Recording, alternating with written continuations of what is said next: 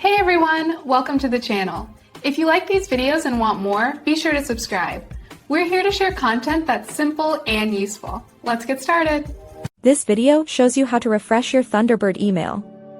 Sometimes you need to manually check for new messages right away, even if Thunderbird usually does it automatically. Thunderbird is designed to automatically check for new emails at regular intervals. By default, it usually checks every 10 minutes for each of your configured email accounts. You can easily confirm or change this setting. First, open Thunderbird and navigate to your account settings. You can find this by clicking the three horizontal lines, the menu icon, in the top right, then going to Account Settings. Select the specific email account you want to manage from the left panel. Under If Server Settings, for that account, ensure the box next to Check for New Messages Every is ticked. You can then adjust the number of minutes to suit your preference, making it more frequent if you wish. To manually refresh your inbox and immediately fetch any new mail, there are a couple of quick methods.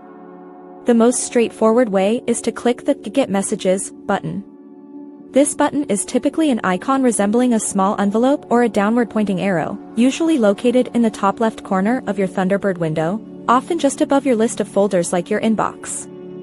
Alternatively, for a faster keyboard-based refresh, simply press the F5 key on your keyboard. This command instantly prompts Thunderbird to connect to your mail server and download any available new emails.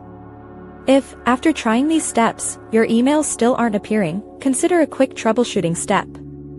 Completely close Thunderbird and then relaunch the application. Also, double-check that your computer has a stable and active internet connection. A temporary network interruption can prevent new messages from being delivered. These methods will help ensure your Thunderbird inbox is always up to date. Thanks for watching. Please like and subscribe.